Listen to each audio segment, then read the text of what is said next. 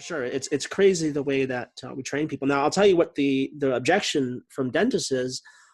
I'm not Pet Boys. I'm not Chick-fil-A. I don't have an HR manager. I don't have, somebody that can train full time. I can't afford to do this. I need somebody to be up to speed now, Yeah. not 6 months from now. So what's Yeah. the answer? What's your response to somebody that has that objection? Well, first of all, if you didn't wait too long to hire, you wouldn't feel that way. If you weren't waiting until that role was empty and you were stressed to fill the role, you would have more time to train. So you should always be looking to, hire the right person before you actually need. It's like when the patients say to us, when do I need to get this tooth fixed? And you're like the day before the tooth breaks. I mean, you can't predict. You need to always be planning for growth. So I think that's it. I think that now I hopefully offer a great service that does help with training. I am a trainer. That's what I've been trained in, is training. So to be able to find, and there's not just me, and there's other resources out there now on the internet and YouTube and videos for your practice management software or whatever, but then also to take the time to allow them to train and following a training. I have actually a training check sheet that I can send out if anybody wants it, of just like, teach them one thing first, teach them how to do something so they can contribute, so they are good at it, then teach them the next thing, then the next thing, and they're going to start taking on more responsibility. But when you throw everything at them all at once, they're not confident, they're not good, they make mistakes, they get stressed, there's higher turnover, and then you're frustrated a year later because Susie never really does XYZ the right way. Well, nobody ever really trained her, and she never got the ability to learn it the right way. She just got thrown to it, and that's the way she does it. Right. And then that's those millennials, lazy, unmotivated, doesn't care, no ownership mentality. Yeah. Let's get rid of her and get somebody else in and start all over again. And it's an investment in your team. That's what I can't say it enough. I mean, I know we spend hundreds of $1,000s on machines and technology and 3D and all of that, but if your employees, if your team isn't top notch, you're not going to be able to use all that fancy fun stuff that you got, all the clinical stuff. So you have to, and I suggest that new employees get an hour of training, like dedicated training time a day, and that current employees do 1 hour a week. So 1 hour a day for new employees of just like video training or learning, reading through manuals, whatever it is. And then 1 hour a week from here forward, once somebody's trained, to reinvest and improve as we go on. Because once they're trained doesn't mean that they're going to be great forever. We get into bad habits. Right. So let's say you've got existing front desk people. What are they training on for 1 hour a week? And are you assigning them stuff to learn, or is it like self-directed training? It depends on what you're doing with them. So I think that everybody should train in customer service. Okay, what does that mean though? How are they training in customer service? What exactly do they do for that hour? So videos, usually videos, that's what I would suggest, or maybe even if you find an article or you do a book club, maybe there's a book that's really good on customer service, and they get an hour to go read the article or read a couple chapters of the book or watch a video. There's so many resources out there. You don't have to wait to go to CE, but patients, our employees get beat up every day, between patients getting upset about bills, people coming in and saying they don't like to come to the dentist, insurance companies denying claims. And so when you might have had somebody a year ago that was super customer service oriented, they've just kind of been beat up if you're not reinvesting in them. So I'll tell you the objection again. It's going to be time. It's like my front desk doesn't have time to set an hour aside every week. And even if they did, they're going to start to do their assignment, their homework, their reading, and then they're going to get pulled away because the front desk is slammed or somebody needs help or the phone's ringing off the hook. So how do you handle that?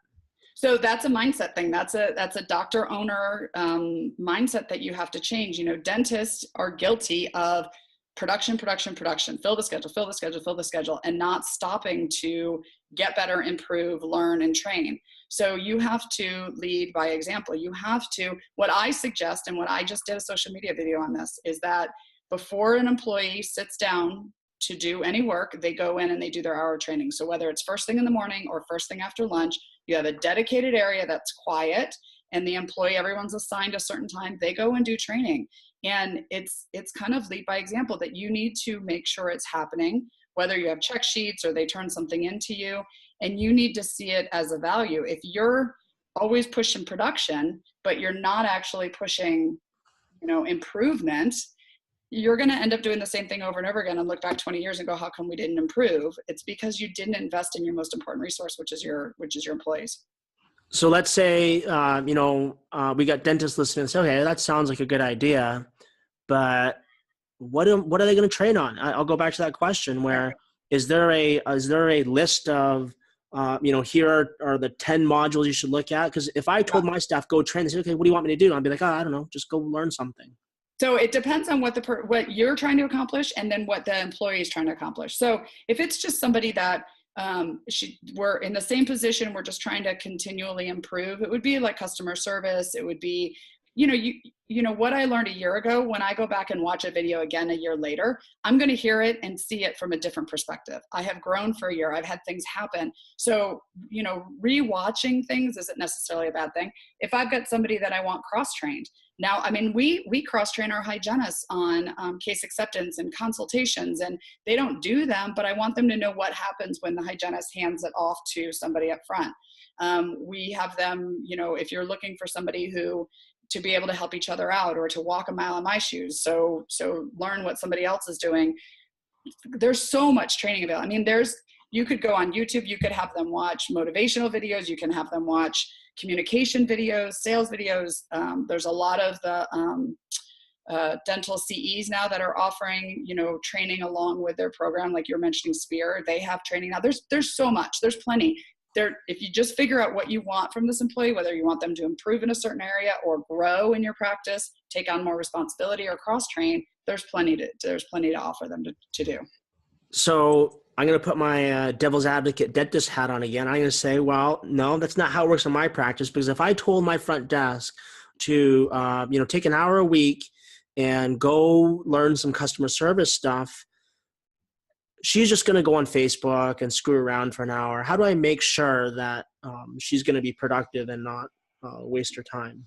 Well, you need to make them accountable. So you need to decide. So what we did in our office is we have folders for every employee, and they have a check sheet of what they have to go through. And so they have an hour a week in the area that we do videos and headset, and they go through the check sheet. And whether it's, at the end of my videos with Front Office Rocks, there's a quiz. So you watch the video, you take the quiz, you turn the quiz in, or you put it in your folder so the doctor can see it got done. That you have to hold them accountable. You're paying for them to do this. And it's so easy now to be able to do this in the dental office. It's just a matter of you have to see a value in training your team. I mean, if you see it as a nuisance or time away from the front desk and why would I have them do it, it's not going to work in your practice. The number one issue I have with Front Office Rocks is implementation. It's getting the dentist to understand that you're the owner and that you need to invest in your team and you need to hold them accountable for doing training. And I have some dentists who are like, well, my office manager says she won't. Okay, well, are you paying her to do her job? Yes. Do you want the videos to be watched? Yes. You pay her for a job? Yes. Well, then she either needs to do them or that's a requirement of her job or she doesn't have a job. But dentists don't think like that a lot of times. So that's part of becoming a better, stronger owner. Right. And I'll go back to what I said at the beginning, where it's just keeping it simple in my mind. That staff member is either making my blood pressure go up or they're making it go down. Yep. And if it's going up, they're not going to last long. They got to find some way to make my life easier, make my blood pressure go down. Yeah. Yeah. And I've talked to doctors who have said to me, well, they have an employee on the team that is not a great employee. And they say, well, is your training videos going to fix her? No. I mean, they're videos, you'd be a billionaire. You would own this planet if you had a video to fix that. Now, on the flip side, I do think that one of the things that are great about video-based training versus what's traditional in our industry, which is bringing a consultant in, is a person might feel a little bit more threatened. They're over their shoulder. Everybody's on their best behavior when a consultant's around. And then the consultant leaves and it goes back to the way it was.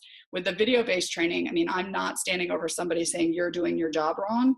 I'm offering ideas, suggestions. I'm teaching them how to do things better. So it's going to be less threatening to someone like that. But am I going to change somebody who's a problem employee? No. I mean, you need to change them. That's the problem. Right. Now, I want to go back to something you said. You said that you're always hiring. Do you literally mean you're always hiring? You've always got ads out, you're always interviewing, you're always taking resumes? I'm always taking resumes and I'm always looking.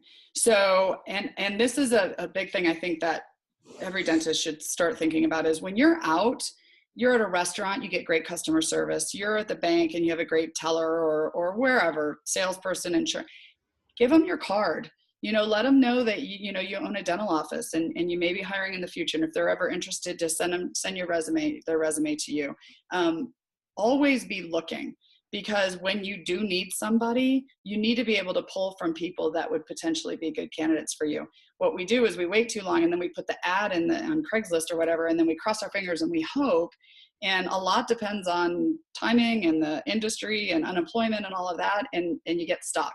So no, I'm not always interviewing. No, I'm not always, looking at resumes, but I'm always accepting them. And I might even have a conversation with a few people and say, you know what, you sound great. I'm going to hold on to your resume if it's okay. And if something opens up for us, if I can call you, if you're still looking, I'd love to bring you in. Have a stack of people that you can go to when you're in need to, looking to hire. So give our listeners a tip here about resumes. We've got, you put an ad out, you get a pile of resumes. Sometimes we'll get hundreds of resumes. Yeah. What am I looking for? What's a good resume and what goes in the garbage right off the bat? Just wrote that, and I'm doing a book soon on hiring. So that was just the chapter I did. So first of all, when I put on an ad, I'm going to put some sort of instructions in there of what I want the person to do. So when you respond to this ad, submit your resume along with, a reason why you think you're a good fit for this position. So I'm going to look to see, first of all, if they did that, because I want to make sure that they follow directions. I don't want just dear hiring manager. I want somebody who is going to actually read it and do what I ask. So that's one of my first variables that I look for. Now, if they're a highly qualified person and they didn't do that, I still might keep the resume and call them. But that's one of my first kind of weed outs. If I get a dear hiring manager and they worked at a gas station and they didn't do what I asked, that resume goes. My second one always is if there are misspellings on the resume, gone. Because there's no excuse anymore in this day and age to send anything with misspellings on a resume, with Word, all the word correct and everything, with other people who can read your resumes, because you have to remember, these are people who are going to be representing your dental office. And if they couldn't take time enough to do a spell check on their resume, they're going to be somebody that's going to make mistakes. So that's my second thing. And then I just start looking for red flags. Things for me are like if they live too far. In a time where unemployment's high, you're going to get a lot of resumes of people who say they'll make the drive. And then when the economy turns around and there's more jobs to be had, they're going to be the first to go because they're either going to want more money or they're going to want a shorter drive. So I look for things like that, huge gaps in their work history. I may still call them, but I'm going to highlight those gaps and I'm going to ask them, I'm going to try to figure out why they had such a gap. Job hoppers. Now it's changing a little bit. I think the millennials don't tend to stay in jobs as long as, the older generation, but I am going to look for somebody who's only been working 5 and 6 months at a job over and over and over again. You can pretty much predict they're only going to work for you for 5 or 6 months. So those are some of the things that I look for first when I start screening resumes. And I'm pretty tough on resumes because that's your, screen out the bad ones so that you can get to a list of ones that are potential good ones to call. Right. That's exactly what we do as well, where that resume, it's exactly what you said. It's used to screen people out, not to screen them in, right? Yeah. We're basically getting rid of the people that we know right off the bat are just not qualified or not appropriate.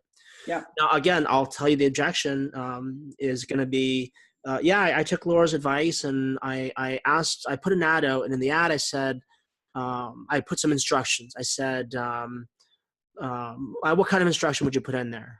I usually just say, tell me when you submit your resume, why you think you're a good fit for this position. Right. So you're expecting the cover letter to have a paragraph on that. Okay. So I did that. I followed Laura's advice. I asked them to answer this question, and guess what? Not a single person did it. Yeah. So what should I do? What's the answer to that? Should I just say, okay, forget it. They're all dummies. I just got to pick the least dummy of the dummies, or is it fire away? For that one, I would say if there are times when we put an ad out and we only get a few resumes, and if people aren't doing it, I would still potentially call those. If there's ones that come in with like spelling errors on it, then I definitely wouldn't call them. So I guess it depends on the market, the way it is. But like you said, it's for screening people out, and the other thing is in a step backwards, which we didn't talk about, is how is your ad written? If your ad is boring and too hard, too many requirements, you're not going to get a lot of resumes. You're going to get really boring people. I mean, your advertisement is advertising your practice. It's advertising the position. It should be selling you. And so prior to the resumes, you need to look at how are you writing your ad? If you're putting, I need 5 years of Dentrix experience and, 2 years of this and 4 years of that. And we offer these benefits and there's nothing exciting about it. You're going to attract, not very excitable people or excited people that you're excited about. Yeah, that's a great point. And to me, it's the same as marketing, where you could say, okay, I'm not getting any new patients from my marketing. Yeah. And the answers are simple. It's either you broaden your search, maybe you're looking only for people with dental experience for your hiring, right? So broaden your search to customer service, or your messaging sucks. Yep. Right. And I've been trying to learn a lot lately about sales copywriting, and from books like Dan Kennedy, Perry Marshall, some of the experts in the world at copywriting. And their big thing is words matter. Every single word matters. Every single word has a purpose and they're talking about marketing, where they can take an ad and change 2 words in that ad and double the effectiveness. Yeah. And to you and me, it's like, what the hell is the difference? But it makes a huge difference. Just the different phrases, different words that you use. Yep. It's the same when we're placing ads. I mean, most dentists say, okay, Sally at the front desk, just write something down. Front desk needed, great customer service skills and team player, highly motivated, self-starter, must love people and be a people person and whatever. Right. Yeah. And that's like putting out an ad saying, for your dental office saying, great dental office. We treat people like family. We're very gentle. Please come see us. Like, well, you're probably not going to get great response. So, for any of our marketing stuff, we hire copywriters now. Why am I writing the ad? I don't know anything about writing ads. Yeah. It's the same with when we're writing ads for hiring. We should take that just as seriously, because every single word in that ad matters. Yeah. And if you think about it, the resumes that you're getting initially right away are ones that are unemployed. Those are people who are actively looking, but you might actually be trying to attract somebody who has another job. And that's where you really have to, does it sound good enough for me to go, I'm going to submit my resume there because I think that's an office I would rather work at. Not that they're out there actively looking, but you're trying to attract them because the good people are probably working, And then the other thing too is a lot of dentists will get all the resumes and they'll sit on them for too long. They'll just wait, they'll analyze, they'll overanalyze, they'll look at them, they'll get busy, whatever. The good people come and go very fast. They're not on the market very long. We've lost some good ones by being too slow, by overthinking it, right? Yep. And always thinking, is there going to be one more better coming? And if we go back to just writing the ad, where let's say we're going to hire a marketing company to get us more new patients. The good companies, they don't all do this, but the good companies will start by saying, who are you trying to attract? What's your ideal new patient? And if we can make a profile of your ideal new patient, how do we get in front of that audience? Where do they hang out? And what messages are going to catch their interest? And then let's design an ad. So it's the same thing with hiring. Who's your ideal candidate? How do we get in front of this ideal candidate? And what message is going to catch their interest and make them click on it and contact us? Yep. And so when people say, where do you post your ads? Should I go on Indeed or Facebook or Craigslist? It's like, well, it depends. Mm-hmm. It's like, where am I going to advertise for new patients? Should I do mailers? Should I do postcards? Should I do Facebook? The answer is it depends. Yep. Who are you trying to find, and how do you best get in front of that audience? Yeah, exactly. And then the step before that, even before running the ad, is to determine, what do you actually need? What kind of person are you trying to attract? And it's not, somebody that has 5 years of Dentrix experience or Eaglesoft. It is, what personality traits, what skill set, who's going to work well with the team I have? What am I missing on my team? And then who am I attracting? And maybe you have a lot of smart, detail-oriented, introverted people, and you need a bubbly, outgoing, sparkly personality. So really kind of going back to saying, don't wait too long to hire. Start planning for it now and give yourself the time to do it right. Okay, so again, I'm gonna give my objection as a dentist and say, okay, well, I don't know. How am I supposed to know who I need? I just want somebody who's nice and friendly and has good customer service skills. Well, so what I would do is I would interview and talk to your key team members, the ones that either are going to work with this employee or the ones that you like and you want more of, and say, one of the things I recommend is, what do we need help with? What part of your job, like if we're looking to add people to the front, let's say, well, what do you love to do in your job and what do you not like? And whatever you don't like to do, that's what we're going to give to the new person. And we're going to look at, personality styles. Who do we have on the team now? And then who would work well with this personality? If I've got already, 3 type A personalities, go-getters, I might get someone who's not quite that, type A, because there's going to be a clash among the personalities. So it's doing your homework. And like you said, there's lots of books on hiring. There's lots of research. You can go ahead of time, but don't just running out and going, put an ad on, Craigslist. We need to hire somebody, starting on Monday, because then you're just you're just pushing the wrong person in. Right. And, we've been talking for probably close to an hour, and we haven't talked about the actual system for hiring, what you do. And that's kind of been on purpose, because you've got your system. I've got my system. I know Gina Dorfman has her system. Yep. They're all good. And there are a million resources out there. I've stolen my system from other people, right? There's nothing unique about what I do or what you do. It's all out there from people that are way, way smarter than us. So I wanted to focus on this stuff. And if somebody wants to, how do you interview? What questions do you ask? All that stuff, go read a book, go on Amazon and do a search, and you'll find all that information there. I do have one thing I want to add to this, though, that I find when talking with dentists is, even before you start figuring out what kind of personality and skills you need, you have to look in the mirror and look at your attitude when it comes to hiring. I think so many dentists have a bad taste in their mouth. They've had poor experience in the past, lots of turnover. They've been looking and they haven't found the right employee. And so they just determine that there's nobody good out there. And if you think there's nobody good out there, then you're not going to find anybody good. So you have to, one of the things I think we were talking about earlier in like the interview, I think I'm really good at hiring, but I believe in hiring. I believe that there's somebody out there that's a perfect fit for my team. I have 6 virtual assistants that work around the country for me, and they're amazing. They look out, better for my business than I do. I've never met 2 of them, but I believe in hiring and I know how to hire the right people. And if you're a dentist and you're thinking there's nobody good out there, or we're never going to find anyone, well, you aren't. You might as well not even try. So you really have to start to change your attitude about hiring. Now, I'll go back to what Dan Sullivan said. If you can write the check, you don't have a problem anymore. So let's say I say, okay, Laura, that sounds great. Can I just write a check? Are there recruiting services that will deliver me, 2 or 3 front desk candidates to choose from, so I don't have to do this all by myself? Yeah, I'm sure. That's what I did for a living, was recruiting. So you could do that. You could try temps out through a temp agency if you're willing to pay. Are there dental specific, or is this just other industries that would do this type of thing? Yeah, I don't know. I don't know. It's probably local to the area.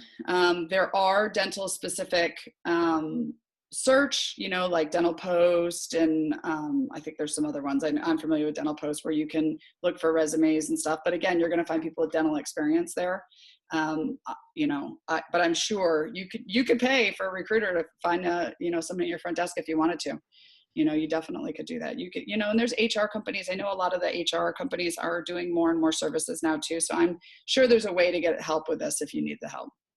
Right. And dentists are cheap, but you can't screw this up.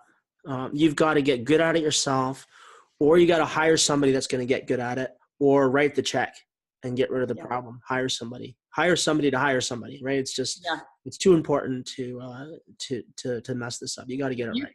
Especially if you think about this. This is why I named my company Front Office Rocks, because I feel that we're front office, we're rock stars. We need to be rock stars. And we're the first person that the patient talks to. We're the first face that they see. We're the one that asks them for money. We're the ones that, schedule them. We're the ones that call them on the phone. We represent you. So if I were to say, I'm going to call into your office and do a mystery call to see how your employees do answer the phone, and if you're at all worried about that, that person shouldn't be answering your phones because they're a representation of you. So you want to make sure that you've got a rock star in the front desk, you want rock stars in your whole practice, but just recognizing that I don't think dentists put as much value on the investment in their front office teams as they do in their clinical team. And we need the clinical, but the front office really rocks. And you need to make sure that you're hiring that rock star and you're not compromising because you can't find anyone good, because there's somebody out there that could really be impactful in your practice. Maybe you're just not looking in the right place. Well, you're compromising because you can't find anybody, or you're not willing to pay for them, or you're not willing to invest the time required to do it. Yeah. And, we'll go back to what I asked you before about, we don't have time for training. We're too busy, or every time we try to do that, we get pulled away. Well, maybe the answer is it's time to hire somebody else. Because if all you're doing every day is just getting through the day, you're just not drowning. Yeah. When are you growing? You're getting through today. What about next year? Who's looking after next year and the year after that? You're just gonna. It's just everything's left to chance, and I don't like doing that. And I one of the reasons I'm not a consultant is because I know that there's, I wanted to find a different way to help offices. I wanted to find a way that you could use the resource and improve your team and improve your training in office. And I was in a friend's office recently, and they work with a consultant, which is great. And they have a lot of, respect for the consultant. The consultant comes in like once a quarter or something like that. But they fill out statistics at the end of the day, and they fill out, how they did each day. And their goal is to pre-appoint the next appointment at 95% or higher for the patients. And they did 67% that day. And I said, that's awesome. You know what your statistic is. So what do you guys do to fix it? And I go, well, what do you do with the number? And they said, we just send it to the consultant. Well, what's the point of tracking that you suck at this and then not doing anything to fix it? That's what I don't get. I'm like, you need to be always looking to improve. And a lot of dentists are writing their 2018 goals right now. But do you know how you're going to get there? Just to put it on a wall and then not have an implementation plan and a way to get your team where they need to be, you're going to fail 2018 like you did 2017. I don't mean to be negative end of the year, but you got to change it up. You got to do something different. Why don't you, can you finish this thought for me? 80% of the staff management problems that you hear about from dentists on Facebook, on Dental Town, in person, all these problems would disappear if dentists would just if they would do this one thing. What is it? I think it's invest in your team. Invest in training, whatever it is, whatever issues you're having, it's not going to fix on its own. And if you actually saw your team as the most important piece of your practice and you invested in them for whatever you need to get them the training that they need, you would fix the problem. But dentists don't like to spend money. There haven't been a lot of resources, I guess, up till this point where it's been easy to get training for your team. It becomes an excuse, and then you're doing the same thing over and over again. So I just think if dentists would recognize the importance of their team and investing in them and getting them the right training. It's not just taking them to the spa once a year. It's actually helping your employees become better employees so that they can help you grow your practice. Right. That's awesome. And dentists are obsessed with figures and data, and they'll all say, what's my staff overhead percent supposed to be? And my answer to that would be, who cares? I would trade 1% of overhead for 10% or 10 points off my blood pressure any day. Yeah. Right? So if it costs me 1% to lower my stress, go for it. Yeah. That's an easy trade. And what I love about what you've done with Front Office Rocks, and this is different than virtually every other consultant out there, is this is real stuff. This is stuff that you've developed and you use every day in your office. Right? This is stuff that's in practice. This is not theory. This is not stuff that you dreamt up that you think might be a good idea and you've heard from a friend of a friend that it worked in their practice. No, this is stuff that's working, stuff that's constantly being tweaked as you learn and develop new strategies and adapt to the changing market. Yeah. That's what I love is if it works for you, there's no reason why this stuff won't work for me or anybody else listening. Right? We're all in the same boat here.